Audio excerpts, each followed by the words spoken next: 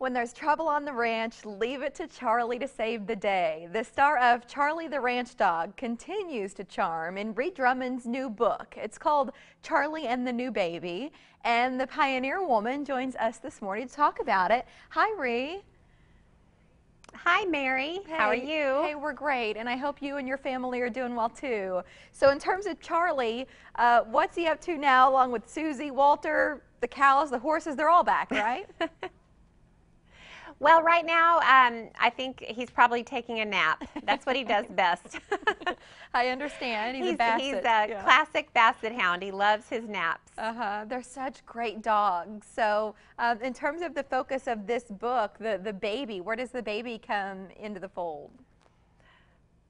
Well, in all of my Charlie books, and this is my fourth in my Charlie the Ranch Dog series, I do tap into real life situations that happen on the ranch.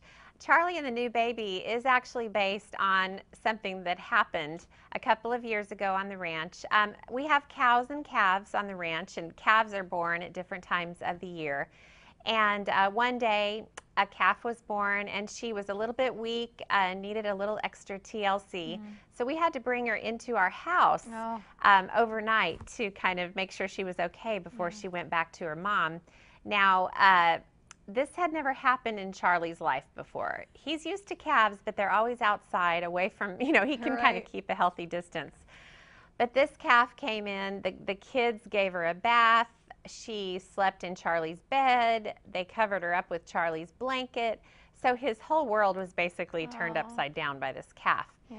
And so the book, it really turned out to be the perfect parallel to that age-old situation where a new baby comes in and rocks everybody's world, and the older kids have to assimilate to it.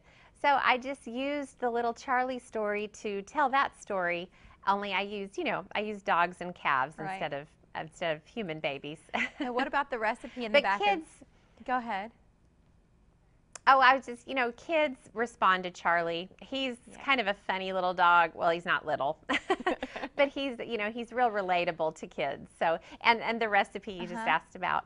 Of course, I love food. I can't get enough, and I have to involve food in pretty much everything I do because it's such a huge part of our lives on the ranch. So, in all of my Charlie books, I have a little recipe in the back. And it's usually always a kid-friendly recipe, something that kids can make with their parents.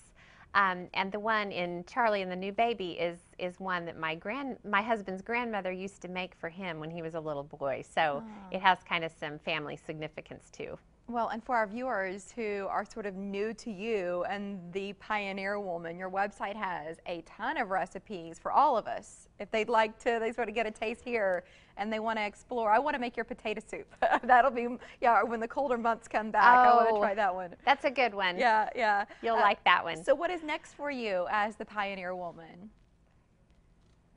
I really love what I'm doing now, so just more of the same. I'm still taping Food Network shows. I'm working on my fourth cookbook now. I can't believe it's my fourth. But it's all based on dinner time recipes. And then just raising my kids and, helping my husband however he needs my help, and just living life on the ranch. Yeah. Well, it's sort of your story is cool. It's just about possibilities and what can happen when you're willing to say yes, going from sushi That's to really the ranch. true. You never know where life is going to take you. Yeah, it's a beautiful story, Ree. Thank you, and thanks for talking to us about the new book. Thank you so much, Mary. Thank you. Mike?